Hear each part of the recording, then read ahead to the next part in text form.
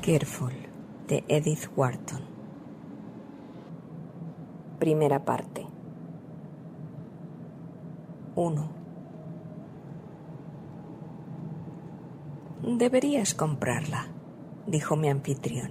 Es precisamente el lugar ideal para un solitario impenitente como tú. Vale la pena poseer la casa más romántica de Bretaña. Sus dueños actuales están sin un céntimo. Lo dan por una ridiculez. Deberías comprarla. Siempre he tenido anhelos de vida doméstica, por lo que hice caso de su sugerencia una tarde de otoño y fui a Careful. Mi amigo iba en automóvil a Quimper por cuestiones de negocios. Me dejó de camino en un cruce que había en un páramo y me dijo: tuerce primero a la derecha y luego a la izquierda. Después sigue recto hasta que veas una avenida de árboles. Si te encuentras con algún campesino, no le preguntes. No entienden el francés, pero fingirán que sí y te confundirán. Pasaré por aquí a recogerte a la caída de la tarde. No te olvides de echar una ojeada a las tumbas de la capilla. Seguí las indicaciones de Lanrivain, con la incertidumbre que produce no recordar si te han dicho primero a la derecha y luego a la izquierda o al revés. De haberme cruzado con un campesino, desde luego que habría preguntado, y probablemente me habría extraviado, pero tenía el desierto paisaje para mí solo, así que seguí, indeciso, por el camino de la derecha, y me adentré en el páramo hasta que llegué a una doble fila de árboles. Se parecía tan poco a las avenidas que había visto que instantáneamente comprendí que debía ser la avenida. Los troncos grises se elevaban a gran altura para luego entrelazar sus ramas pálidas en un largo túnel a través del cual se filtraba débilmente la luz del otoño.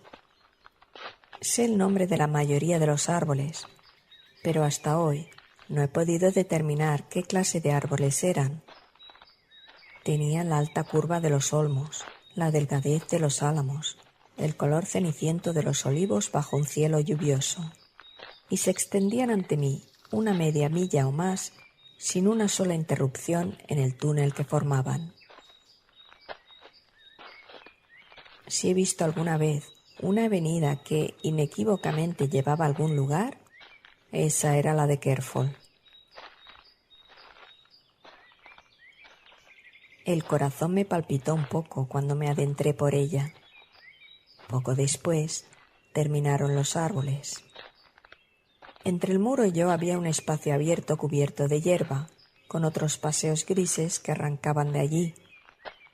Detrás del muro se veían altos tejados de pizarra musgosa, la espadaña de una capilla, el remate de una torre. Un foso, invadido de matorrales y espinos, rodeaba la plaza. El puente levadizo había sido reemplazado por un arco de piedra y el rastrillo por una verja de hierro. Estuve largo rato en el lado exterior del foso, mirando a mi alrededor y dejando que me invadiese el influjo del lugar. Me dije a mí mismo: si espero aquí suficiente rato, saldrá el guarda y me enseñará las tumbas. Y deseé que no apareciera demasiado pronto. Me senté en una piedra y encendí un cigarrillo. En cuanto lo hice, me pareció un gesto pueril y monstruoso, con aquella enorme casa ciega mirándome y todas las avenidas desiertas convergiendo hacia mí.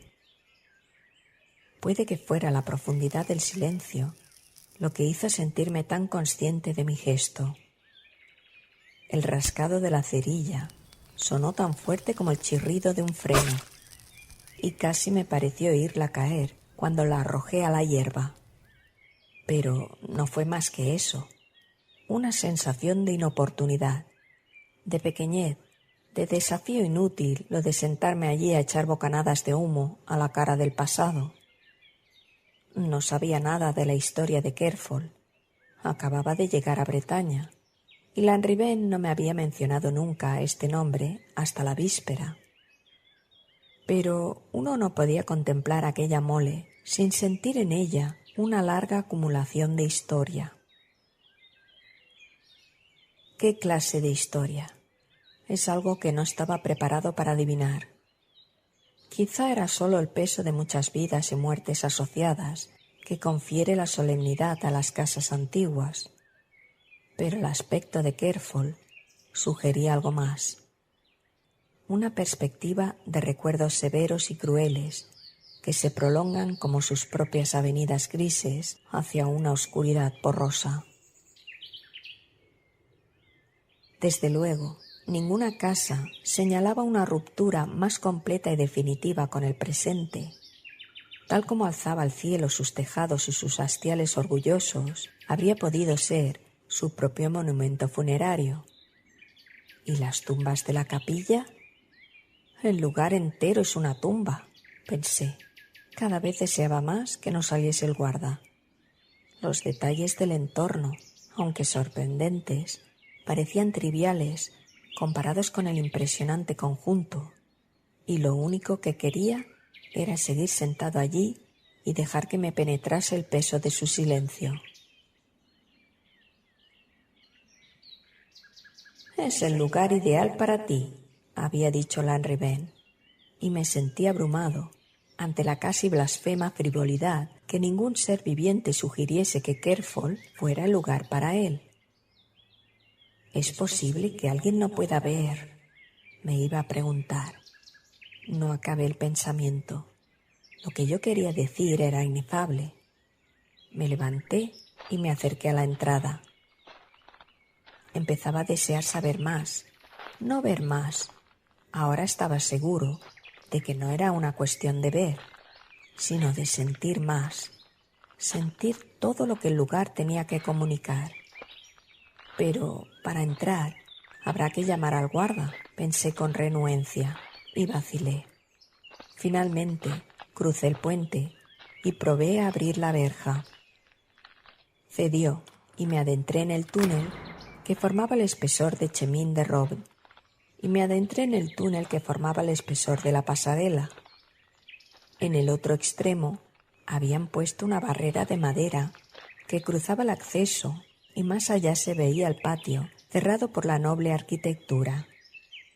El edificio principal estaba de cara a mí y ahora veía que la mitad era una mera fachada en ruinas, con las ventanas abiertas a través de las cuales se veía la maleza invasora del foso y los árboles del parque. El resto de la construcción poseía aún su robusta belleza. Un extremo terminaba en la torre redonda y el otro en una pequeña capilla gótica, y en un ángulo había un gracioso brocal coronado de ánforas musgosas. Sobre las paredes crecían unos cuantos rosales, y en un alféizar recuerdo que vi un tiesto de fucsias.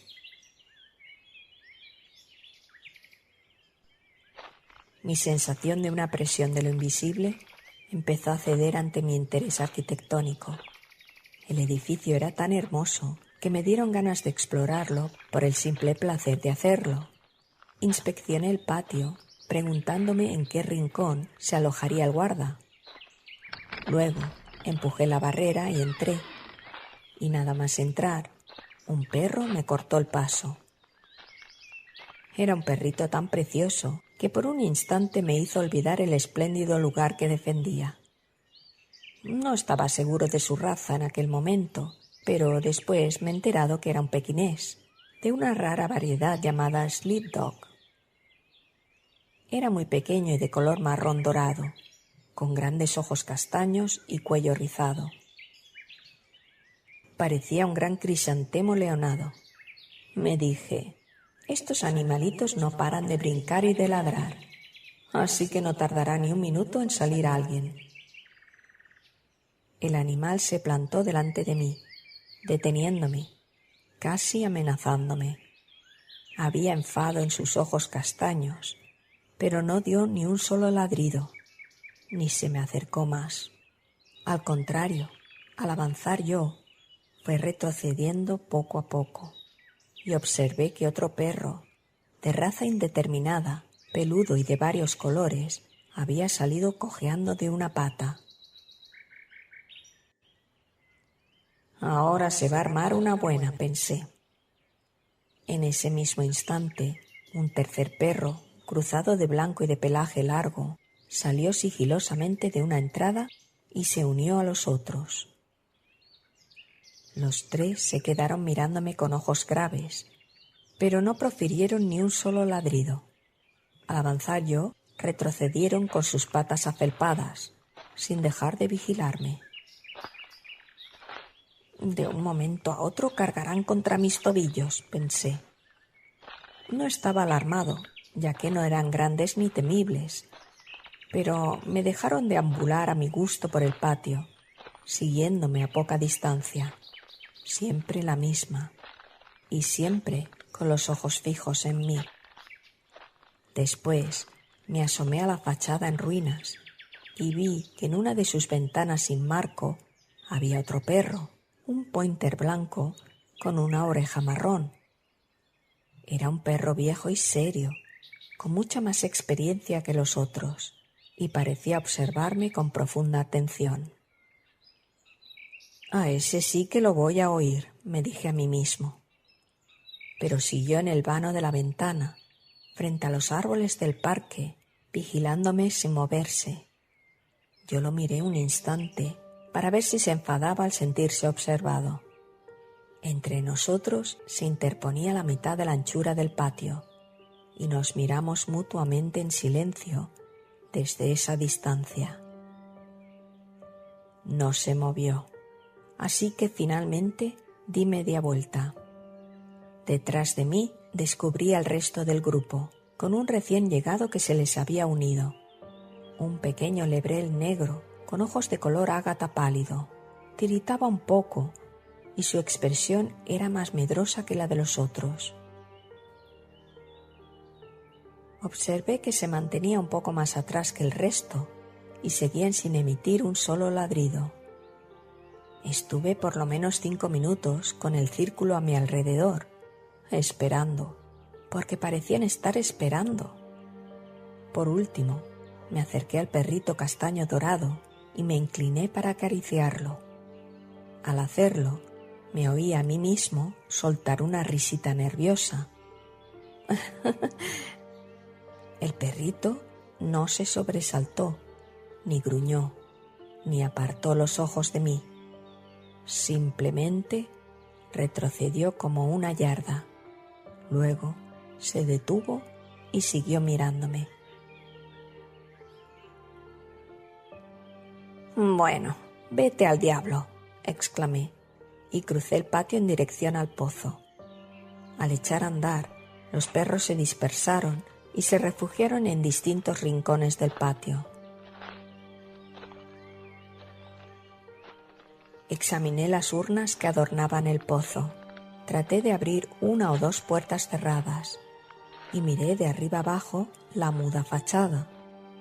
Luego me dirigí a la capilla. Al darme la vuelta, vi que los perros habían desaparecido. Todos, salvo el viejo pointer, que aún me observaba desde la ventana. Fue un alivio sentirse libre de aquellas huestes de mirones, y procedí a inspeccionar a mi alrededor en busca de un acceso a la parte de atrás del edificio. Quizás haya alguien en el jardín, pensé. Encontré un sendero que cruzaba el foso.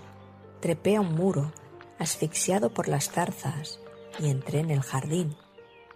Unas cuantas hortensias y geranios languidecían en los tiestos, y la antigua casa los miraba con indiferencia. La fachada que daba al jardín era más simple y severa que la otra. El largo muro de granito, con sus escasas ventanas y su tejado picudo, parecían una prisión fortificada. Di la vuelta al ala más alejada, subí unos cuantos peldaños desencajados y entré en el profundo crepúsculo de un camino estrecho flanqueado de viejísimo boj. Tenía este camino la anchura suficiente para permitir el paso de una persona, y las ramas se juntaban por arriba. Era como el fantasma de un paseo de boj, por un verde reluciente vuelto hacia la oscura grisalla de las avenidas. Seguí andando. Las ramas me daban en la cara y recobraban su posición con un ruido seco. Finalmente salí a la parte de arriba de la pasarela. Continué por él hasta la torre de la entrada, que asomaba al patio que tenía justo debajo de mí. No se veía a nadie, y tampoco estaban los perros. Descubrí un tramo de escalera en el espesor del muro, y bajé por él, y al salir otra vez al patio, topé nuevamente con el círculo de perros, el marrón dorado un poco más adelantado que el resto, y el negro lebrel tiritando detrás. «Venga, fuera, latosos, marchaos», exclamé, y mi voz me sobresaltó con un eco repentino. Los perros siguieron inmóviles, vigilándome. Yo sabía ya que no tratarían de evitar que me acercase a la casa, y ese conocimiento me dio libertad para estudiarlos.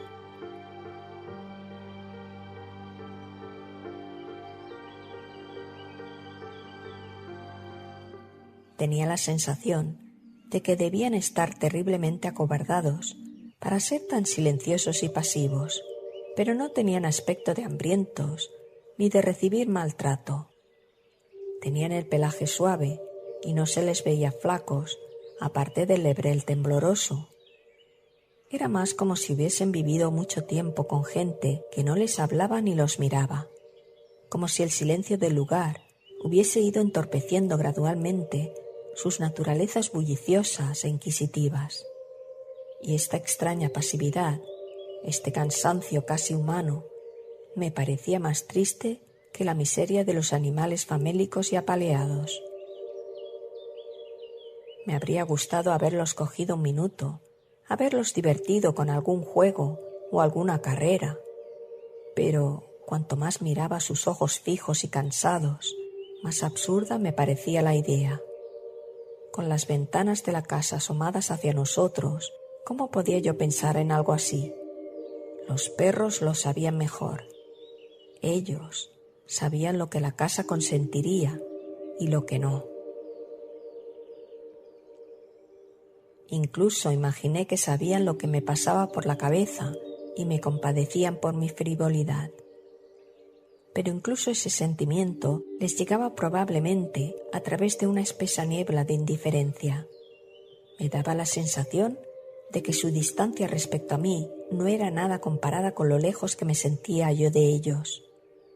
La impresión que producían era la de que no tenían en común una memoria tan honda y oscura que nada de cuanto sucedía merecía un gruñido o un movimiento de cola.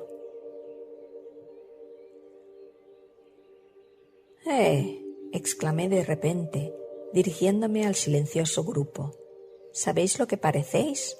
Parecéis estar viendo un fantasma. Eso parecéis.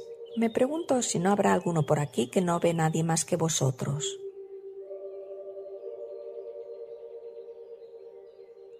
Los perros siguieron mirándome sin moverse. Había oscurecido ya cuando vi los faros de Lanrivain en el cruce. No fue precisamente mal humor lo que me produjo verlos. Tenía la sensación de haber escapado del lugar más solitario del mundo y de que no me gustaba tanto la soledad como había imaginado, al menos hasta ese extremo. Mi amigo traía de Quimper a su procurador y sentado junto a un grueso y afable desconocido, no me sentí con ánimo para hablar de Kerfol. Pero esa noche, cuando Lanrivain y el procurador se encerraron en el despacho, Madame de Lanrivain empezó a preguntarme en el salón. «Bueno, ¿va a comprar Kerfol?», dijo, alzando su alegre barbilla de la labor. «Aún no lo he decidido. El caso es que no he podido entrar en la casa», dije como si hubiese aplazado simplemente mi decisión y me propusiera volver para echar otra mirada. ¿No ha podido entrar? Vaya, ¿qué ha ocurrido? La familia se muere de ganas de vender ese sitio y el viejo guarda tiene orden. Es muy probable, pero el viejo guarda no estaba allí. Qué lástima. Estaría en el mercado. Pero, ¿y su hija? No había nadie. Al menos yo no he visto a nadie. ¡Qué extraño! ¿Absolutamente nadie? A nadie, aparte de un montón de perros. Toda una manada que parecía tener la casa para ellos solos. Madame de Lanrivain dejó caer el bordado sobre sus rodillas y entrelazó las manos encima. Durante un minuto me miró pensativa. ¿Un grupo de perros dice que ha visto? Que si los he visto, no he visto otra cosa. ¿Cuántos? Su voz desfalleció un poco. Siempre me he preguntado. La miré con sorpresa. Había supuesto que el lugar le era familiar. ¿No ha estado nunca en Kerfol?, pregunté. Sí, claro, muchas veces, pero nunca en este día. ¿Qué día? Lo había olvidado por completo. Y Hervé también, estoy segura. De haberlo recordado, no le habríamos enviado hoy. Pero, además, uno no cree ni la mitad de esta clase de cosas, ¿verdad? ¿Qué clase de cosas?, pregunté bajando la voz involuntariamente al nivel de la suya. Pensé para mis adentros. Ya sabía yo que había algo. Madame de Lanrivain se aclaró la garganta y esbozó una sonrisa tranquilizadora. No le ha contado Hervé la historia de Kerfol. Un antepasado suyo estuvo implicado en ella. Como sabe, cada bretón tiene su historia de fantasmas, algunas bastante desagradables. Sí, pero ¿esos perros? Bueno, esos perros son los fantasmas de Kerfol. Al menos los campesinos dicen que hay un día al año que se aparecen un montón de perros por allí y que ese día el guarda y su hija se marchan a Morlaix a emborracharse. Las mujeres de Bretaña beben espantosamente. Se inclinó para igualar una hebra de seda. A continuación, alzó su bello rostro parisino. ¿De veras ha visto un grupo de perros?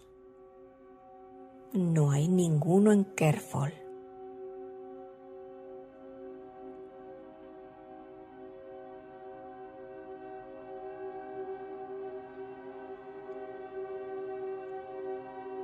II.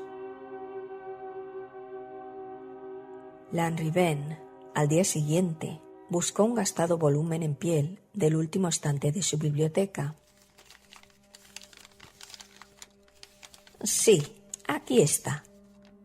Como se titula, Historia de los juicios del Ducado de Bretaña, Quimper 1702. El libro fue escrito unos 100 años después del caso de Kerfol, pero creo que el informe está tomado literalmente de los archivos judiciales. De todas maneras, es un relato extraño, y hubo un Hervé de Lanrivain implicado en esto. No precisamente de mi tipo, ya lo verás. Se trata solo de un colateral. Bueno, toma el libro y llévatelo a la cama. Yo no recuerdo exactamente los detalles, pero cuando lo hayas leído, te apuesto lo que quieras a que tendrás la luz encendida toda la noche. Tuve la luz encendida toda la noche, como él había pronosticado. Pero fue porque el alba me sorprendió absorto aún en la lectura. El relato del juicio de Anne de Cornault, esposa del señor de Kerfol, era largo y tenía la letra apretada. Como mi amigo había dicho, era probablemente una transcripción casi literal de lo ocurrido en el estrado, y el juicio duró casi un mes. Además, el tipo de letra era muy malo. Al principio, Pensé traducir el viejo documento, pero está lleno de tediosas repeticiones y las líneas generales de la historia se desvían constantemente hacia cuestiones secundarias. De modo que he intentado aligerarla y presentarla aquí de la forma más simple. A veces, sin embargo, he recurrido al texto porque no he encontrado palabras que plasmasen más exactamente la sensación de lo que yo había notado en Kerfol, y en ningún momento he añadido nada de mi propia cosecha.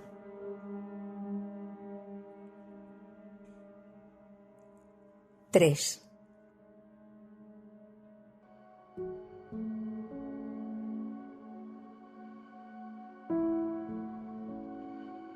En el año 1600, Yves de Cornault, señor de las tierras de Kerfol, fue al Pardon de Locroan a cumplir sus deberes religiosos.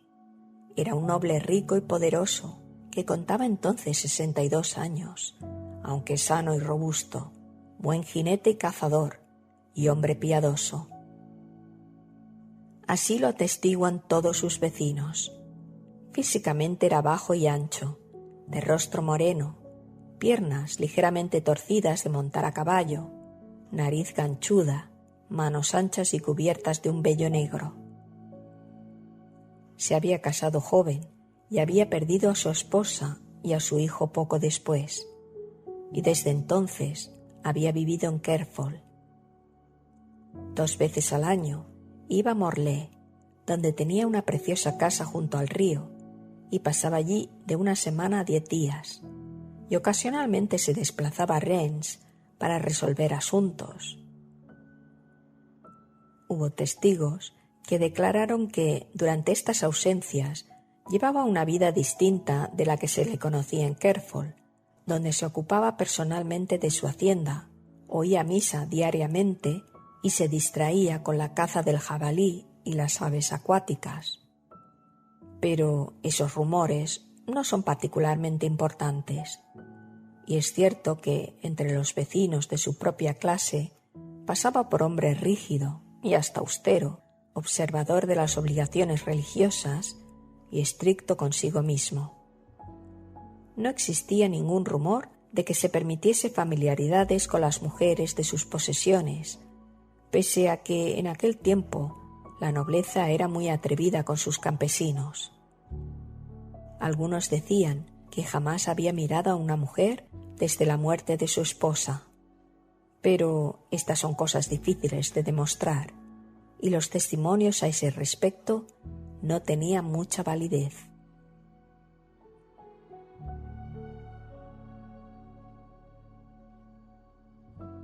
Bien, pues a sus 62 años, Yves de Cornault fue al Pardon de Locroan y vio allí a una joven dama de Douarnenez que había cabalgado a la grupa con su padre para cumplir su deber para con el santo.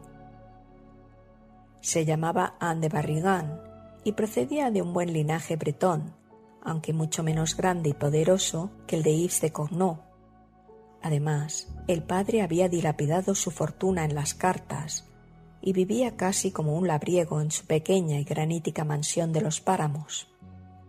He dicho que no añadiría más de mi cosecha a esta escueta exposición del extraño caso, pero debo interrumpirme aquí para describir a la joven dama que había llegado hasta el cobertizo del adelatrio de Locronan en el mismísimo instante en que desmontaba el barón de Cornault. Saco esta descripción de un borroso dibujo de Sanguina, bastante sobrio y verídico, debido a un discípulo de Cloets que cuelga en el despacho de Lanrivain, y del que se dice que era el retrato de Anne de Barrigan. Está sin firma y no tiene ninguna otra señal de identidad que las iniciales AB y la fecha 1600, el año siguiente a su matrimonio. Representan a una dama joven de rostro pequeño y ovalado, casi afilado, aunque lo bastante ancho para mostrar una boca llena, con cierta depresión en las comisuras. La nariz es pequeña y las cejas son más bien altas, separadas y ligeramente marcadas a lápiz, como las cejas de las pinturas chinas. Su frente es alta y seria, y el cabello, que da la impresión de ser fino, abundante y rubio, lo lleva retirado y recogido como un sombrero. Sus ojos no son ni grandes ni pequeños, probablemente castaños, con una expresión a la vez tímida y firme. Dos preciosas manos largas se cruzan bajo el pecho de la dama.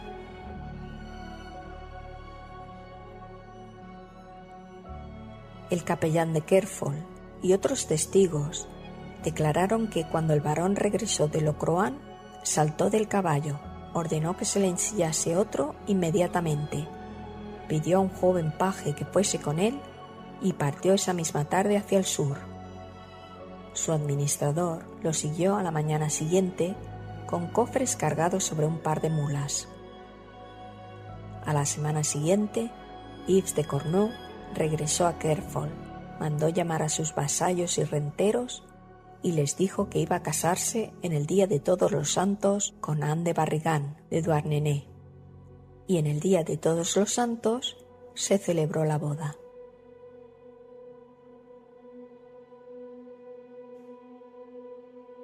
Parece que hay pruebas por ambas partes de que los primeros años fueron felices para la pareja. No se encontró a nadie que dijese que Yves de Cornault hubiera sido duro con su esposa, y era evidente para todo el mundo que estaba contento con su transacción. A decir verdad, el capellán y otros testigos admitieron que la joven dama ejercía una influencia apaciguadora en su esposo, y que éste se había vuelto menos exigente con sus renteros, menos rudo con los labriegos y siervos, y menos propenso a los accesos de hosco mutismo que habían ensombrecido su viudez.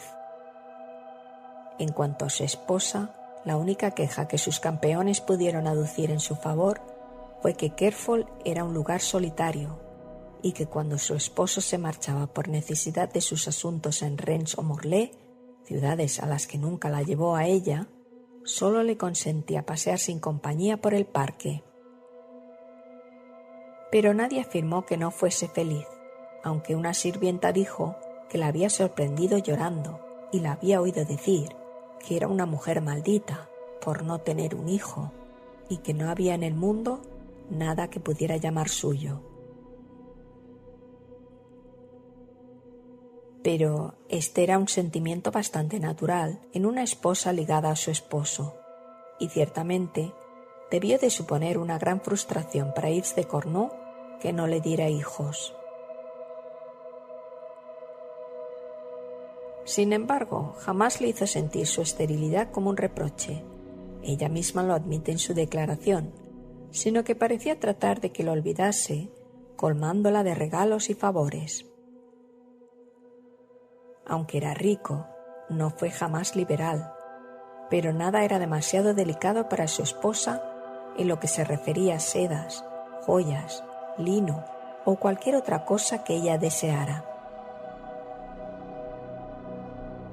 Todo mercader ambulante era bien recibido en Kerfol, y cuando el señor tenía que salir, jamás regresaba sin traer a su esposa algún hermoso presente, algo curioso y especial, de Morlaix, de Rennes o de Quimper. Una de las doncellas, en el interrogatorio, dio una interesante lista de los regalos de un año que copio aquí. De Morlaix, un junco tallado en marfil, con chinos a los remos, que un extraño marinero había traído como ofrenda votiva a Notre Dame de la Clarté de Ploumanac. De Quimper, un vestido bordado, hecho por las monjas de la Asunción. De Rennes, una rosa de plata que se abría y mostraba una virgen de ámbar con una corona de granates. De Morlaix, también una larga pieza de terciopelo de Damasco, moteado de oro, comprada a un judío de Siria. Y por San Miguel de ese mismo año, de Rennes, una gargantilla o brazalete de piedras redondas, esmeraldas y perlas y rubíes, ensartadas como cuentas en una fina cadena de oro. Este fue el regalo que más gustó a la dama, dijo la doncella. Más tarde, por cierto, fue presentado en el juicio, y parece que a los jueces y al público les pareció una joya curiosa y de gran valor. El mismo invierno, el barón se ausentó de nuevo, esta vez a Burdeos, y a su regreso trajo a su esposa algo aún más singular y precioso que el brazalete. Fue una tarde invernal cuando llegó a Kerfol y al entrar en el salón la halló sentada junto al hogar, con la barbilla apoyada en la mano, contemplando el fuego. Traía una caja de terciopelo en la mano y, depositándola en el suelo, alzó la tapa y dejó salir a un perrito de color marrón dorado. Anne de Cornault dio un grito de júbilo al ver saltar hacia ella la pequeña bestezuela.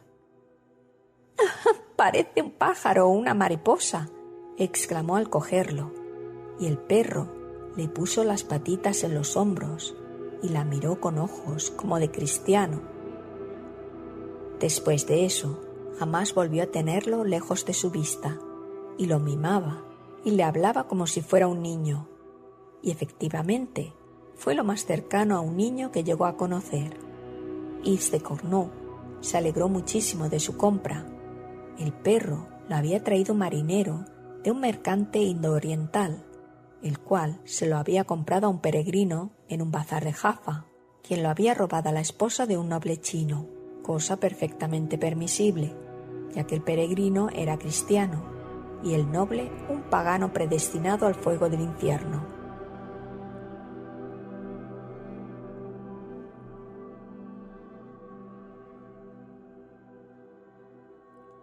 Yves de Cornault había pagado un precio generoso por el perro, porque empezaban a estar en demanda en la corte francesa, y el marinero sabía que era valioso. Pero la alegría de Anne era tan grande que, viéndola reír y jugar con el pequeño animal, su esposo habría dado sin duda alguna el doble de lo que le costó. Hasta aquí todos los testimonios son unánimes, y el relato discurre sin incidencias.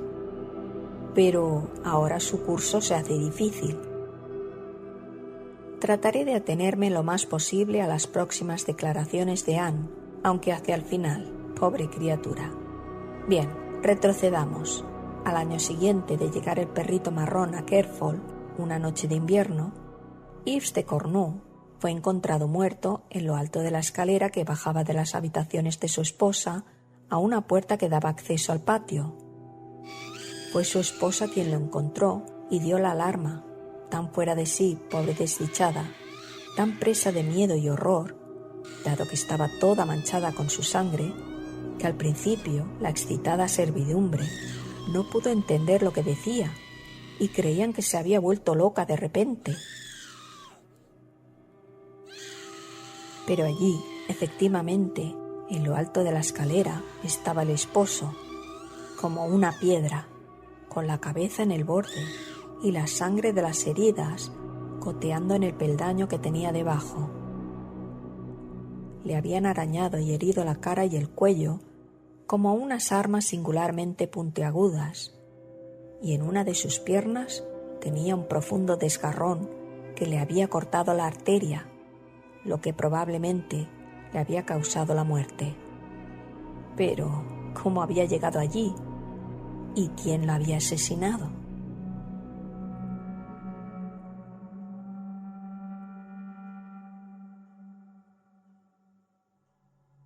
Su esposa declaró que ella estaba durmiendo y al oír su grito había salido a toda prisa y lo encontró en la escalera. Pero esto fue rebatido inmediatamente. En primer lugar, se probó que desde su habitación no pudo haber oído la lucha en la escalera, debido al espesor de las paredes y a la longitud del corredor que se interponía. Luego se aclaró que no estaba en la cama dormida, ya que cuando despertó a toda la casa estaba vestida y su cama no estaba deshecha. Además, la puerta de abajo de la escalera estaba entreabierta y el capellán, hombre observador, había notado que el vestido que llevaba estaba manchado de sangre hasta las rodillas y que había huellas de sangre de unas manos pequeñas en las paredes de la escalera, de modo que se supuso que en realidad estaba en la puerta cuando su marido cayó y que al subir a tientas en la oscuridad, tal vez de rodillas, se había manchado con la sangre que emanaba hacia ella. Naturalmente, se arguyó por otro lado que las manchas de sangre del vestido podían haber sido causadas al arrodillarse junto a su esposo, cuando salió precipitadamente de su habitación, pero estaba abierta la puerta de abajo, y el hecho de que las huellas de dedos de la escalera señalaban la dirección hacia arriba.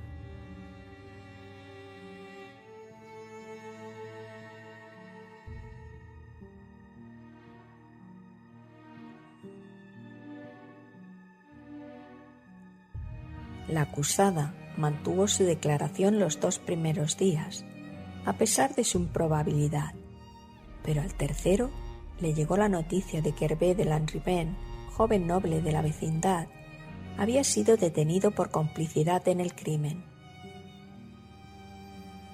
Entonces aprovecharon 2 o 3 testigos para declarar que era sabido en toda la región que en otro tiempo Lanrivain había estado en buena relación con la dama de Cornú, pero que se había ausentado de Bretaña durante más de un año y la gente había dejado de relacionar sus nombres.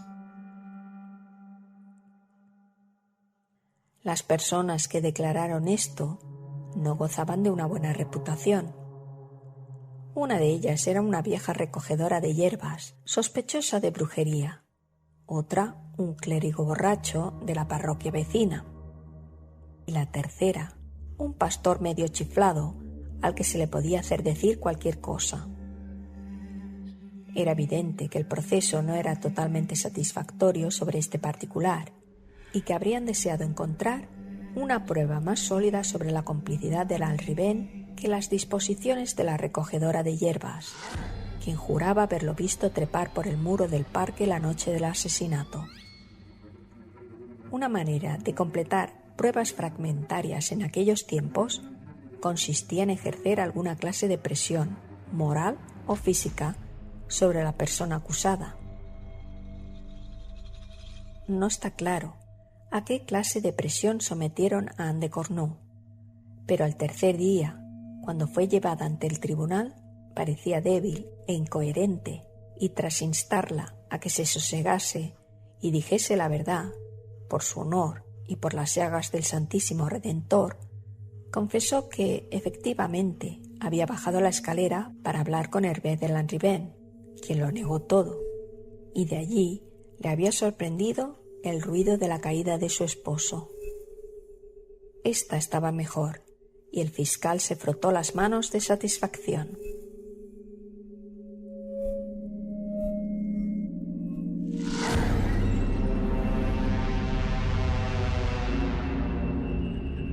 La satisfacción aumentó cuando varios colonos que vivían en Kerfol fueron inducidos a decir, con aparente sinceridad, que durante 1 año o 2 antes de su muerte, el señor se había vuelto otra vez variable e irascible, y propenso a los periodos de oscomutismo que su servidumbre había aprendido a temer antes de su segundo matrimonio, lo cual parecía demostrar que las cosas no marchaban bien en Kerfol, aunque no pudieron encontrar a nadie que dijese que hubiera habido signo alguno de desavenencia entre marido y mujer.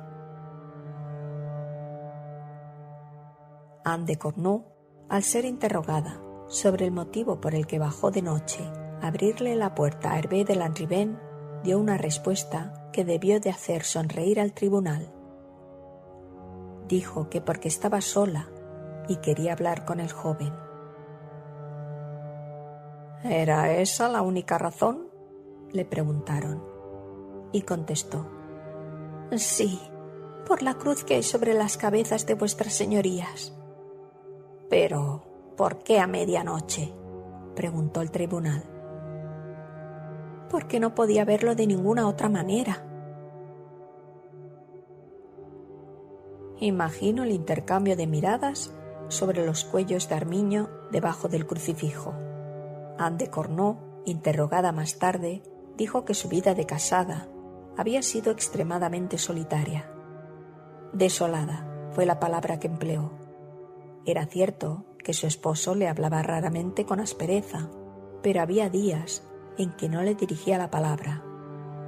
Era cierto también que jamás la había maltratado ni amenazado, pero la tenía como una prisionera en Kerfol. Y cuando se marchaba a Morlaix, a Quimper o a Rennes, la sometía a tal vigilancia que no podía coger una flor del jarrón sin tener a una doncella pegada a sus talones. «No soy una reina, no necesito tales honores», dijo una vez a su esposo. Y él le contestó que un hombre que tiene un tesoro no deja la llave en la cerradura cuando se ausentaba. «Entonces llevadme con vos», había insistido ella. Pero a esto replicó que las ciudades eran lugares perniciosos y que las jóvenes esposas estaban mejor junto a la chimenea.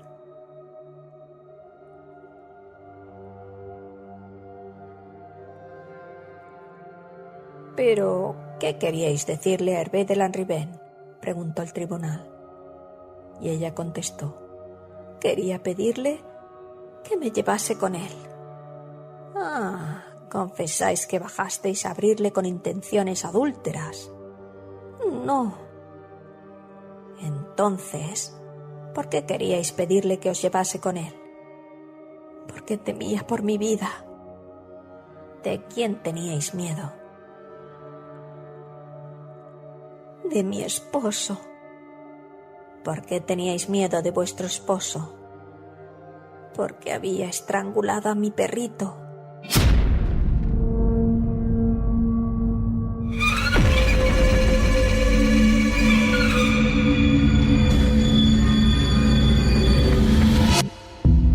Fin de la primera parte.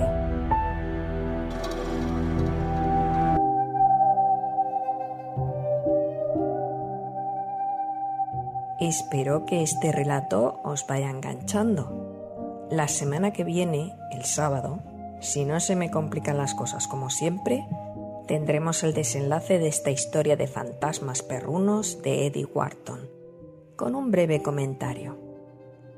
Y a la siguiente uniremos las dos partes para tener el relato completo. Recuerda de regalarme un like si te ha gustado, suscríbete, comenta, comparte y si te ha gustado mucho, puedes invitarme a un café en el link de la descripción o en el Supergracias de YouTube. Y no quiero olvidarme de dedicar este capítulo a Nelson Díaz de Uruguay por su apoyo a este canal. Muchas gracias, Nelson. Desde aquí recibe un fuerte abrazo vampírico. Y por hoy nada más. Ahora solo me queda desearos... Anda. ¿Y este caniche enano qué hace aquí? ¡Ay, mira qué cookie! ¿Y esos dientes de cocodrilo?